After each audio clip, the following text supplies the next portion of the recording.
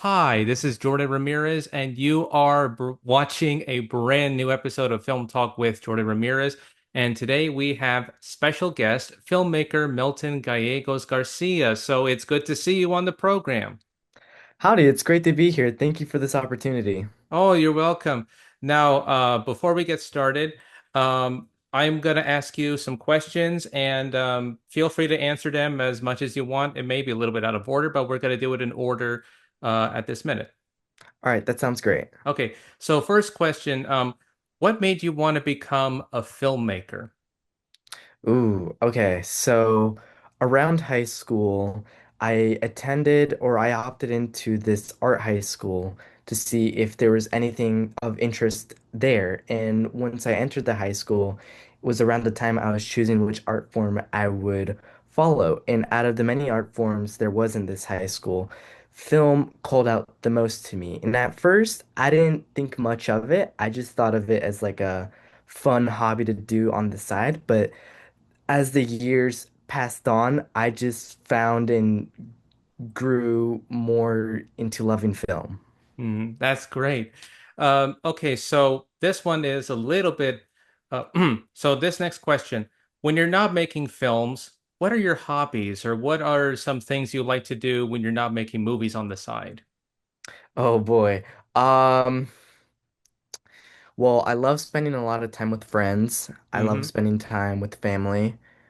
Um, I like to go on walks and go to the gym. Mm, Um, let's see. I've honestly not done a lot of my hobbies recently, but I like to journal. I like to mm. journal. And I've recently picked up running too. I'd say those are some of my hobbies I do on the side. That's good. So I just watched your first short film break, and in the description you mentioned you mentioned that it's not your best work and that, however, you did not give up and you continue making more short films with new techniques and shots. So my question is, were you watching like different TV shows or movies or filmmakers for references or ideas that you sort of took as your own that you decided you wanted to make your own, or did you decide you wanted to experiment a little bit with like this next film I will mention in a moment? Oh wow, that's that's crazy. Um okay, sorry. Yeah. Break. I think around that time it was like around my freshman or yeah, I think it was my freshman year of high school. And I just bought my first camera and I wanted to test it out with a couple of my friends. So I invited my friend Jacob over to the park to see what we could create that day. And we ended up writing this like rough skit. I think of like this guy like working out but also learning the importance of like resting. And it was like something we cooked up very quickly within a day, but I didn't think at the time I had much inspiration or much background of what I wanted to do with that. I think a lot of it was just wanting to just get out there and shoot something. Um, but yeah, wow. Oh wow, that takes me back. I had no idea that was going to be brought up. That's a great question. Thank Mhm. you. Yeah, you're welcome. So your next film that you had directed called Something Stupid, you had done something that I had never saw anybody do before, which is the split screen technique. What made you decide you wanted to use the split screen technique for this little short film and also the usage of the song Something Stupid? Yeah, so that's a great question. So a lot of it came down to Better Call Saul, actually. The whole film is heavily inspired from this one episode from Better Call Saul. I think I forget which season it might have been from. It might have been from season 3 or 4. Hmm. But essentially it goes through these two people's daily lives and routines. Um as they pass by in life and we kind of like observe them through like through a certain obstacle throughout their life and stuff and or I guess like the choice to make it split screen also comes from Better Call Saul 2 because within the series, there was this one episode that had a similar montage that also Mm, used the split screen technique, which really called out to me. I was like, I really wanted to do that.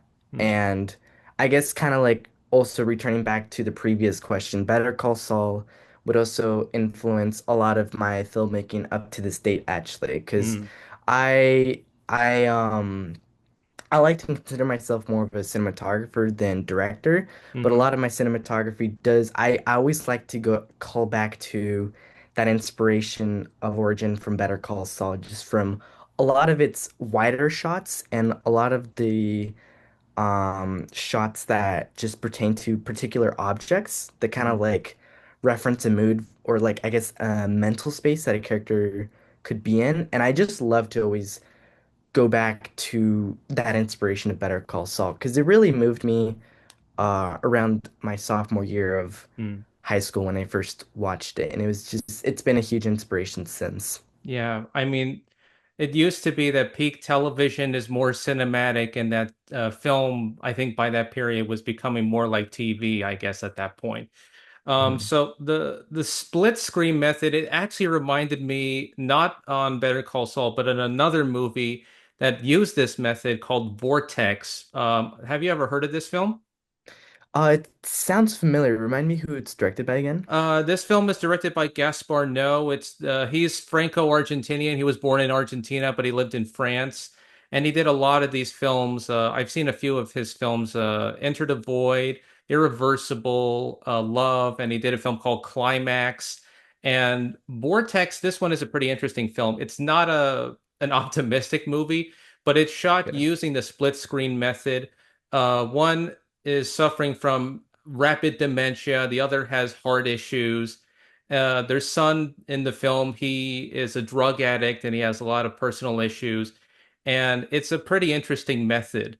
So it calls back to me on that film. And it's not like his earlier films where it's all like drug induced. And I heard on one of his on what he did when it came to like the ideas from his for his movies that he would take drugs. He would take like mushrooms. He would take LSD. He would take acid. He would take all these types of drugs when he's making his movies, like cocaine and all that stuff. So he's a pretty interesting filmmaker, but he doesn't do that anymore. Okay, see. I don't think I've quite heard of or I don't think sorry, let me restart that. I don't think I've heard of the director much, but I think I have heard of that certain film. And I find that very like sorry. I find it very funny how like I guess in like his earlier years Hmm. how he'd take a lot of drugs to get his creative process, which is really interesting too because there is actually I feel like a lot of scientific backing about how like taking drugs kind of like opens a certain part of your brain that like access parts of creativity. I remember reading this article once in my one of my college courses that talked a bit about it, but honestly couldn't refer back to it just because I have terrible memory. I'm so sorry. No, no, it's fine. Okay, so uh, according to your profile on Facebook and on LinkedIn, you are trying to tell stories that amplify Latino voices. So, what made you want to raise awareness about this community online? Well, I feel very strong passion towards this just because or I guess not growing up, more specifically in high school, as I was like really looking into filmmaking, I noticed there wasn't like a lot of, I guess, filmmakers that were kind of like me. I mean, you've got your like um you've got your big directors or like filmmakers like Guillermo del Toro, Inarritu, and I'm blanking on the last director's name. My friend would roast me about this, but Hmm. I guess like these three big directors from like Mexico and stuff are really big in their area. And Hmm. maybe I think a lot of it comes down to me not like looking into this as well. I know I'm also just like victim of just like not looking into it because I bet if I do look into this, there is like a whole world of like foreign cinema that I haven't even experienced yet. Hmm. But I think looking at my background as being a Mexican American, I don't see a lot of like I guess my background right now in like the forefront of media right now, and I think and I think amplifying those voices could be very interesting to see different sorts of like aspects of like um films and cinema that I guess the mainstream hasn't seen yet. Yeah. I mean, I know I put this question down, but it used to be that the majority of the population, like Latino Americans or Latino families, they would go to see the movies. But in terms of representation on the screen, and you can correct me if I'm wrong, but I think it's like somewhere close to like 5 or 10%, maybe a little bit less or maybe a little bit more. So I just thought maybe I wanted to bring that out because I know that statistic was proven in 2024. I don't know if you've seen a lot of progress being made towards representation of Latinos or Latinx characters or representation on the screen, like either in television, streaming, or in films nowadays. Yeah, I guess to be fully transparent, I guess I'm not too much caught up on that. I haven't really looked too much into that, but Hmm. I will say I feel like at where we're at right now Hmm. with films coming out, I do feel like it is becoming a lot more accessible for newer generations to create films as a whole. Hmm. Yeah, exactly. So I don't know if you were aware of this news, but are you aware of the newest filmmakers hitting Hollywood by storm right now? Specifically, the directors of Backrooms and Obsession for people, directors may about your age. And do you think that it may be time for a younger group of filmmakers like yourself to take charge to see if maybe studios or distributors would take notice of your work? Or do you think you would want them to just say, hey, we could make films outside of Hollywood versus making films within the system?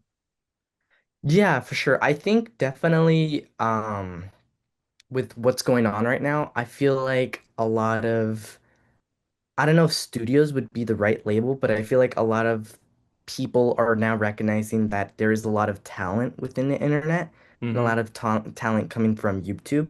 Hmm. And I think with these new creators emerging, they're opening a lot of doors for younger and creative creators to really tell their own stories and um whether that's like within Hollywood or like outside of Hollywood, I think just getting the step forward within the door is honestly just huge progress compared to like I guess where we were like a few years back. And I think looking forward as well, we could also start to see like more filmmakers emerging from different areas as well. Because to be quite frank, I'm not too sure where like um Curry Barker or Kane Parson come from, but I Hmm. can only imagine they come from like maybe some of the more populated states, like maybe California or like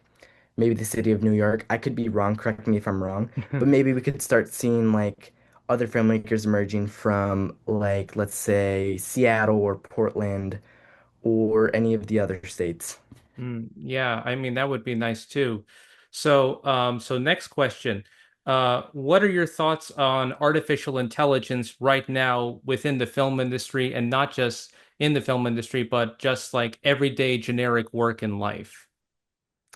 Yeah, honestly, hmm, that's a question I've been asking myself for a while now, just like towards myself to see what are my honest thoughts on AI. And I Hmm. think as of where I stand right now, I understand the purpose of it within, I guess, non-art form means, like whether that comes to business Hmm. or I guess coding and stuff. I understand its purpose within those aspects, but I feel like once it comes to like creative means, like whether that's like art through art, music, or film, it definitely gets a lot more like the situation gets a lot more sticky, and I feel like um the conversation gets a bit rougher. But I'd say my stance as of right now is I feel like we should try and I guess not try to group both as much.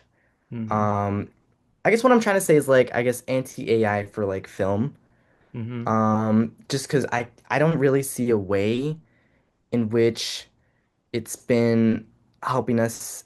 I guess, progress in a better way. A lot of the way I've been seeing AI being used in the film industry right now is to be like to cut costs on like budgets and stuff and like to like fire workers, whether that's more I guess like within animation and stuff, but we could definitely see this coming through like more real life film productions and stuff. And I think just trying to push away from that AI could be better rather than trying to promote it within film. Um, I so I guess in a nutshell, I'm anti AI as of right now for film and any creative means. Um, I can't really see how it could really benefit us either. Mhm. Um, Yeah, that's all I've got to say about AI. Okay. So for your so next question, your short film, Love Without Attachment, which is I think your most recent short. What type of aspect ratio did you use? Like what camera and equipment were you specifically going for? Um, with Love Without Attachment, we shot that in two aspect ratios, I believe. The first one was just your standard 16 by 9. And then for the therapist scenes, a lot of those were by 4 by 3. I intentionally chose the 4 by 3 aspect ratio for the therapy scenes. Um, or wait, hold on. It's okay if you have trouble remembering it. Actually, I actually don't remember if we shot that initially on 4 by 3, but what I could tell you about the 16 by 9 choice was I wanted it to kind of just feel as as natural as possible because a big intention with this film was I wanted it to feel like we were observing into these people's worlds as a spectator rather than us feeling like it's just like a standard film. And the type of equipment we used for this project was with a new set of gear I'd gotten for this for this film, um, which we were shooting on a Sony, and we tried to keep it as like um minimal footprint as possible. That way we could really be quick with our shoots because a lot of it was guerrilla shooting, which meant we didn't have permission to shoot in most of these places. We would try to ask permission the most we can for a lot of these places, but a lot of it we did have to just be quick with it. So a lot of it needed very minimal footprint to be able to record very quickly. The Hmm. most setup we had with this film had to be throughout the therapy scenes, where we would set up a standard three point 3 point lighting system to light up the actors properly, but everything else had to be essentially very minimal in order for us to get away with recording. Okay. Yeah, that's a great choice. So, what made you decide you wanted to film the therapy sequences in black and white and the flashback sequences in color, like your color choices and your black and white choices? Yes, so that also comes back to Better Call Saul actually, because Mm, within the show, a lot of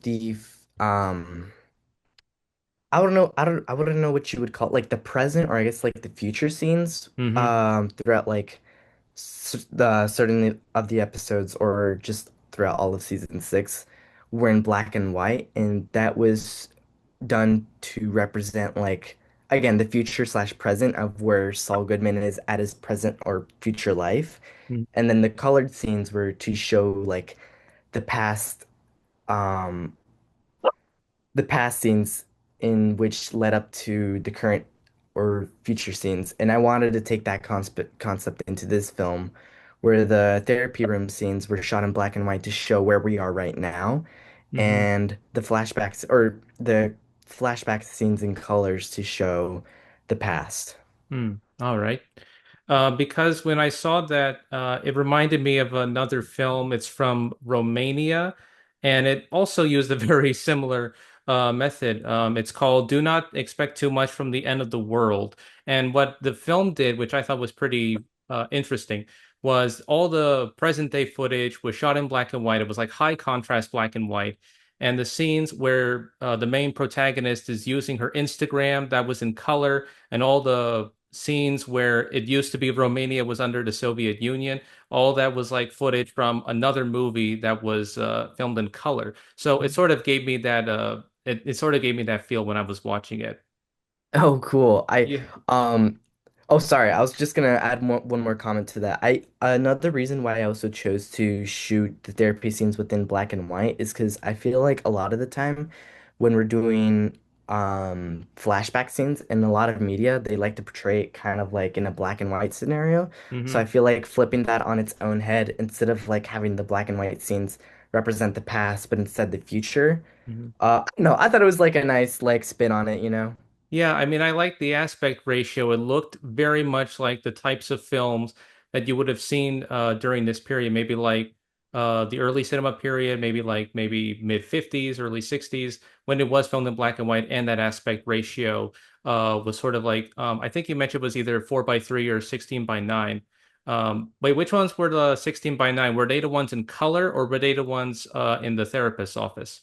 The 16 by 9s were in color. Okay. And to be quite frank, I'm not this is really embarrassing, but I can't quite remember if the black and white scenes are in 4 by 3 or 16 by 9. Just because I know a previous film I did do in 4 by 3, but I'm Hmm. not too sure if I'm confusing that with my most recent film. No, no, no, it's fine.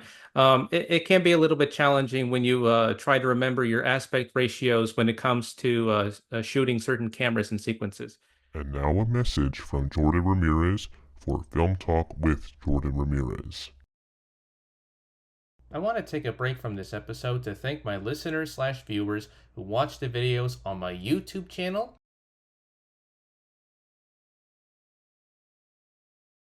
and listen to each new episode on Spotify. While this show is a labor of love and passion that isn't about the movies that I like, this is also a show that is about the films that you like. Have a film that you want to recommend to the podcast?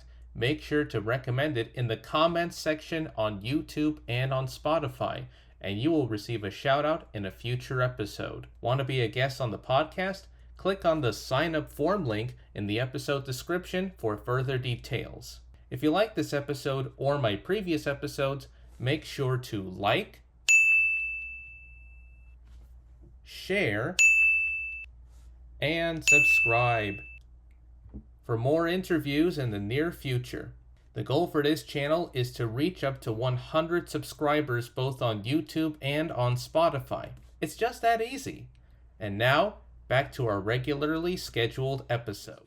The only thing, and this is just a mini complaint, is that when you get to the mall sequences, and I know you said that you had to film them in a hurry, uh, I could barely understand some of the characters what they were saying because there was not that much like coherent dialogue. And my question would have been, have you ever tried using ADR for those types of sequences, or maybe not in that budget yet? Yeah, oh man, that day was so difficult to shoot. So the mall scene, which is at our Lloyd Center here in Portland, um, was it was I'd say the most challenging scene to record because a lot of that was the certain day I was talking about that we did not have permission to shoot at, so we had to be Hmm. very quick with it. So we only had 2 takes to do this because after the second take, we did get a security guard come up to us and basically tell us that we weren't allowed to record. So we had to pack things up and though, when we were about to head out, the security guard did come back to us actually, though, because before that we had a conversation with him to see if we could maybe squeeze in a couple more shots before we left.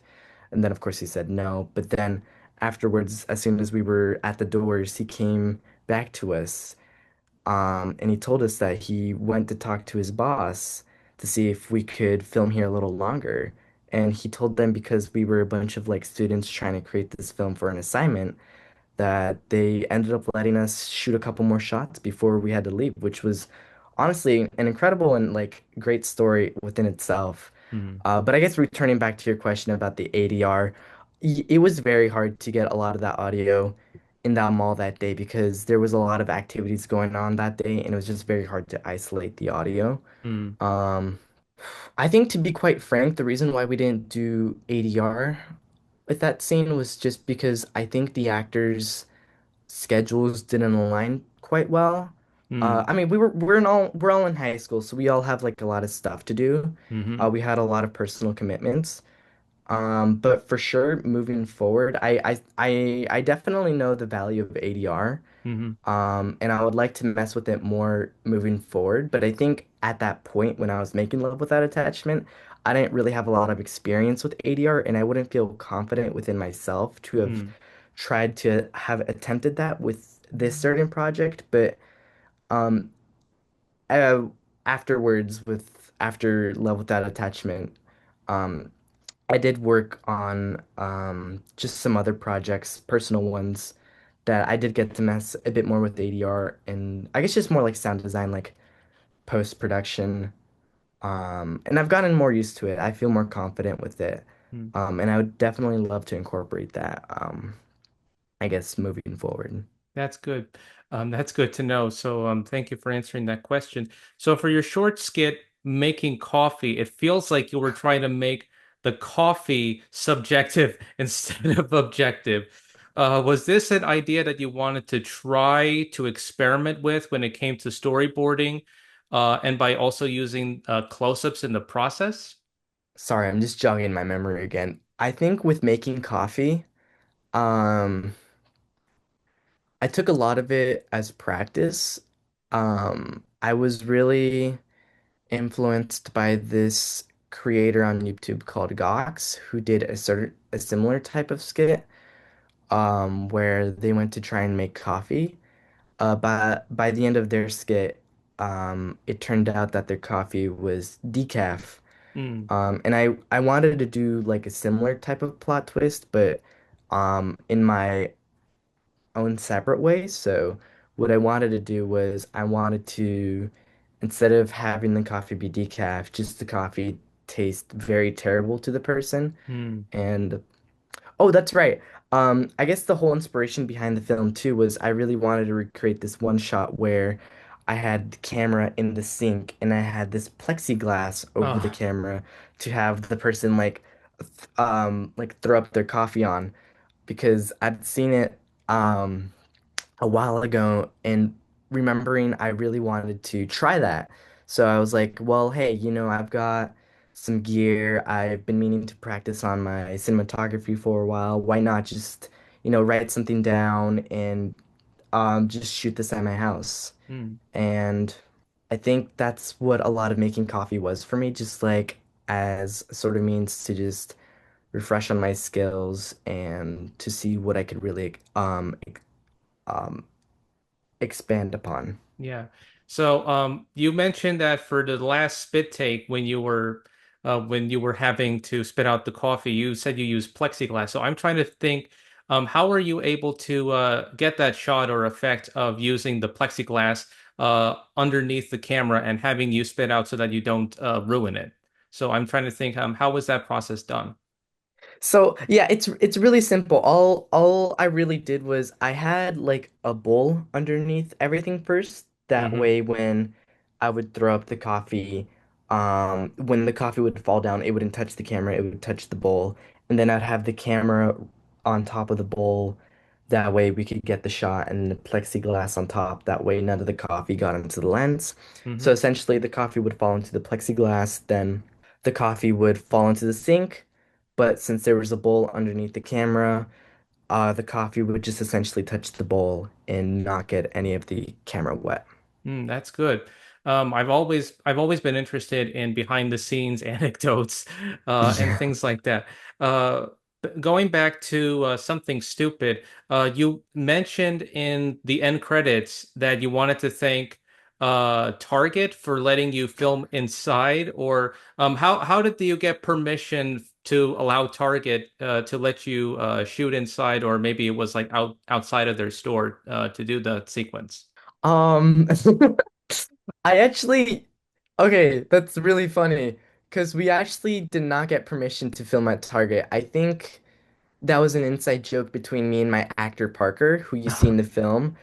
Um, well, I guess just at surface level, yeah, it was just an inside joke between us and how like, oh, we totally got permission to film here. Although we did not have permission. We went to the very corner of the store to get the shots we needed for that. And then for filming the outside of it, we just essentially set it up a tripod and we placed the camera on it to just get him walking out the store. Hmm. Um, but yeah, that was super funny because then afterwards we stood outside of the Target to get the shots of Parker, my friend, the actor in the film, Okay. handing out the phones to the strangers, which essentially what we ended up doing for that was we ended up asking a lot of the strangers who were walking into Target to see if they would be interested in like, doing this like student film for class.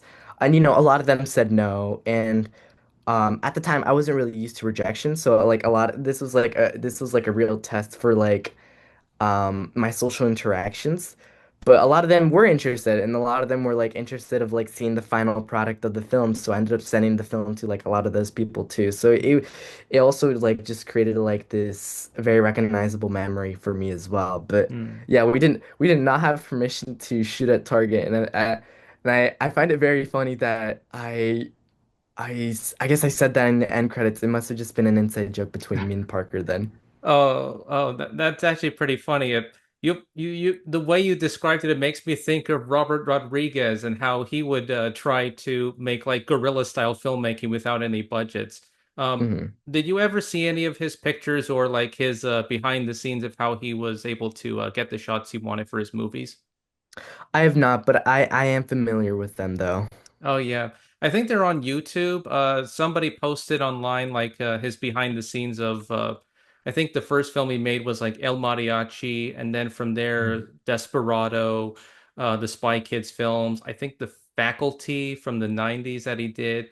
This then he also made Sin City, shorts, and I think he mostly did straight to TV like episodes for like I think like for George Lucas or Lucasfilm or something like that.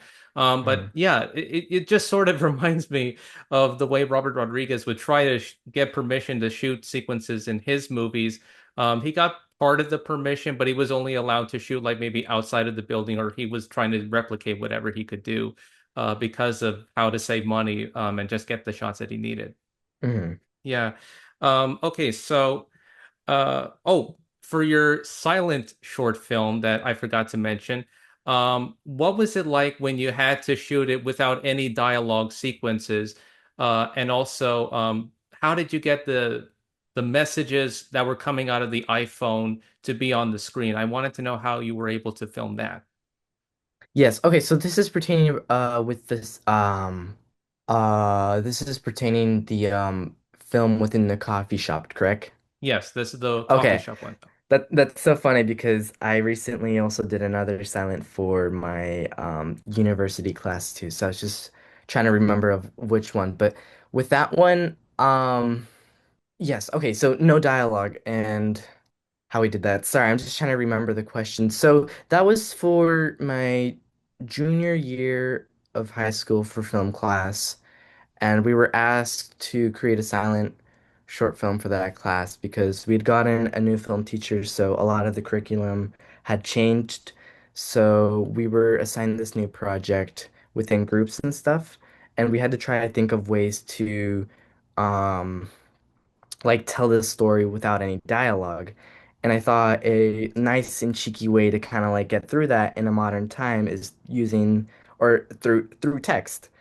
And the way I was able to get that effect onto the final product of the film was I used this preset online that had this pre-built-in like text effect that would pop up, and you'd be able to customize all attributes about it, like the way it popped up, at what speed, what the text had, and all you really had to do was just kind of like blend it together to look natural within your film. Um, I forget. though, from where I got it from. It might be within my credits or description that I credit it, Hmm. but I think uh I think on the video it said you were thinking of doing sort of a mixture between Whiplash and La La Land. I think is what I was reading. Yeah. I oh, could, yeah, okay, interesting. Yeah. No, sorry. yeah. Um, yeah, I think when we were together in these groups, a lot of the inspiration for the film did come from those because my peers were very inspired from both films and how they were both very stylistically shot, and we Mm, wanted to bring that into this again because this was a silent film, so we had to try and think of ways to make it as interesting as possible without any dialogue. hmm. Oh, that's amazing. That's amazing to hear. So, hang on, I'm trying to get the question up. You're good. Yeah, okay. So what advice would you give to young filmmakers like yourself, and what would your message be to the Latino Latinx community about your goals of what you're doing right now at this moment?